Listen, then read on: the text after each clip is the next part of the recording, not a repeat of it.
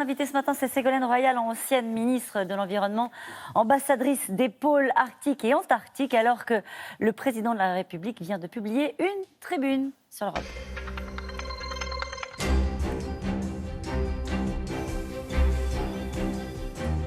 Bonjour Ségolène Royal. Bonjour. Je le disais, Emmanuel Macron vient donc de publier une tribune sur l'Europe pour une renaissance européenne, une tribune qui s'est adressée à l'ensemble des citoyens des 28 pays européens. Est-ce que vous retrouvez dans le texte qu'il a publié ?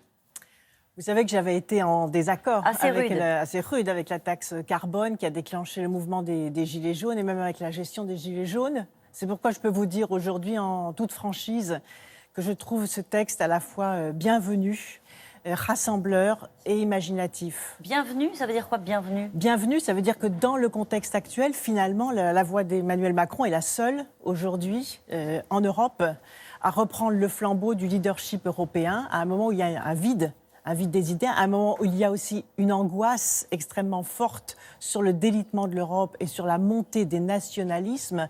Et par conséquent, s'adresser non pas en tant que chef de parti, mais en tant que chef de l'État de la France, pays fondateur de l'Union européenne, qui a aussi eu le leadership des idées en Europe. Il l'a toujours ou pas ? Et qu'il a toujours, qui ne doit Oui. pas le lâcher, qui ne doit pas lâcher ce leadership, dans la continuité d'ailleurs de ce qu'ont fait notamment François Mitterrand, qui avait dit déjà, d'ailleurs une expression que l'on retrouve aujourd'hui dans le texte d'Emmanuel Macron, le nationalisme, c'est la guerre. C'est la guerre économique Il aussi. dit on danse sur un volcan. Vous avez aussi cette impression-là ? Bien sûr. On danse sur un volcan. Pourquoi ? Parce qu'aujourd'hui, il y a une grande inquiétude par rapport à l'avenir de l'Europe. Les nouvelles générations, ne l'oublions pas, et en particulier les jeunes Français sont les plus dubitatifs à l'égard de l'Europe. Pourquoi ? Parce que pendant des années, il y a une sorte de paresse intellectuelle qui a expliqué qu'il ne fallait pas réfléchir, qu'il fallait juste croire à l'Europe parce que l'Europe, c'était la paix et la prospérité. Mais les jeunes n'ont pas connu la guerre. Et ils ne l'ont pas connue ni même par la parole des parents ou la parole des grands-parents. Ma génération n'a pas connu la guerre, mais les parents et les grands-parents racontaient la guerre. Aujourd'hui, ça ne suffit pas de dire aux jeunes votez pour l'Europe, circulez, il n'y a rien à voir, ne réfléchissez pas et venez en Europe. Non, il y a une exigence intellectuelle et je crois que cette lettre aux citoyens d'Europe répond à cette exigence intellectuelle tout en mettant sur la table des outils opérationnels. Alors les outils, justement, sur vos dossiers, il propose une banque européenne du climat qui permettrait de financer les investissements pour aboutir à l'objectif de réduction des émissions de CO2. On se dit, une banque européenne du climat, ça ressemble à un machin. Ah non, c'est pas un machin. D'ailleurs, c'est en liaison avec ce qui se passe aujourd'hui dans la crise sociale. Pourquoi ? Parce que la Banque européenne du climat va permettre de financer la transition énergétique sans faire d'impôts et de taxes. On sort enfin de l'écologie punitive. Vous savez à quel point je me suis battue contre l'écologie punitive et je le disais tout à l'heure, contre la taxe carbone. Aujourd'hui, avec cette idée neuve de Banque européenne du climat qui fonctionnera sur le modèle de la Banque européenne d'investissement qui a fait ses preuves, va pouvoir lever des fonds, c'est-à-dire réactiver l'épargne. Et la France est légitime pour le faire. Pourquoi la France est légitime pour le faire ? Parce que nous avons aujourd'hui le leadership de la finance verte. Nous sommes le premier pays d'Europe à avoir mis sur le marché des obligations vertes, ce qu'on appelle les green bonds, dans la foulée de la COP 21. Et par conséquent, Emmanuel Macron a la crédibilité de donner de la cohérence et de la crédibilité aussi à cette proposition de banque européenne du climat. Une force sanitaire européenne pour contrôler la qualité des aliments. Et la force sanitaire européenne, pourquoi ? Parce qu'il y a eu des scandales sanitaires.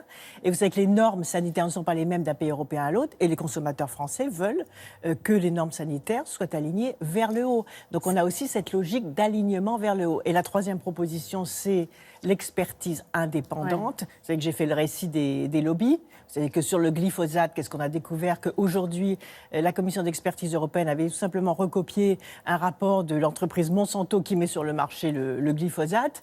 Ça n'est plus possible. Donc la garantie, c'est aussi un tabou là qui est levé. Parce que la garantie de l'indépendance des experts, c'est vraiment une des revendications extrêmement fortes. Pour l'instant, c'est un seul président, même si c'est le président français qui le propose. Il va falloir faire bouger l'ensemble des pays européens sur ces propositions-là. C'est bien ça la difficulté en réalité, à laquelle s'est confronté aussi Emmanuel Macron.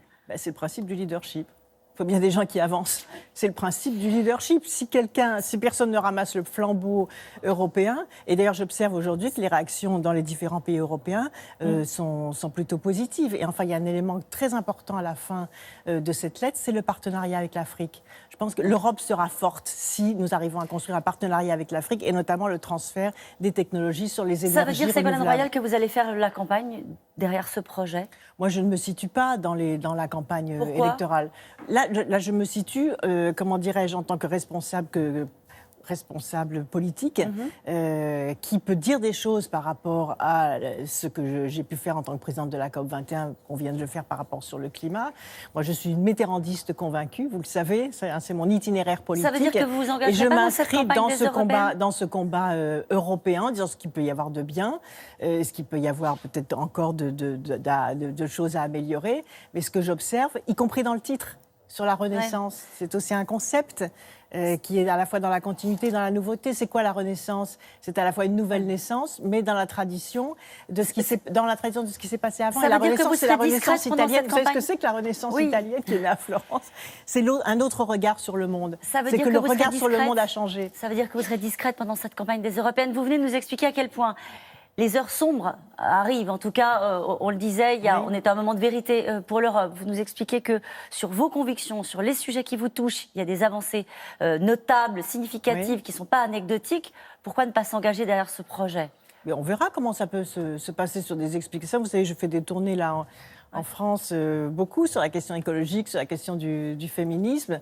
Et donc, c'est les questions... Jean-Pierre Raffarin l'a fait, par exemple. Il s'est dit, allez, c'est un projet qui me ressemble, j'y vais. Oui, mais je ne suis jusque-là pas dans cet engagement partisan. Et d'ailleurs, je le répète, cette lettre n'a pas été écrite par Emmanuel Macron en tant que chef de parti, mais en tant que chef d'État. C'est-à-dire que c'est la France ici qui est représentée sur la reprise du flambeau du combat européen. Et c'est d'autant plus, juste un mot, c'est d'autant plus légitime que c'est grâce à la ratification européenne que l'accord de Paris sur le climat est entré en application. C'est sur l'écologie. Nicolas Hulot propose un nouveau pacte social et écologique avec Laurent Berger, le patron de la CFDT, avec une coalition d'organisations dans laquelle il fait 70 propositions, avec l'idée en fait qu'il faut réconcilier le social et l'écologique. Est-ce que sur le fond, sur la démarche, vous êtes d'accord avec ce qu'ils font? Bien sûr. D'abord, toutes les initiatives en ce sens sont bonnes. Je pense malgré tout qu'il va falloir compléter par un troisième pilier. C'est le développement durable, c'est le social, c'est l'écologie, mais c'est aussi l'économie. On ne peut pas faire d'écologie et de social si on ne crée pas de valeur ajoutée, de richesse et d'emploi. Et inversement, on ne peut plus faire des investissements sans prendre en considération le social et l'écologie. Donc c'est un juste équilibre. D'ailleurs, une femme, Gro Harlem Brundtland, qui a inventé ce concept, qui est vraiment le pilier à la fois de l'accord de Paris sur le climat et le pilier des choix économiques, sociaux et environnementaux qu'il faut faire de façon très équilibrée pour protéger les générations futures. Merci beaucoup. Et surtout pour donner du travail. Merci beaucoup, Ségolène Royal. C'est à vous, Thierry.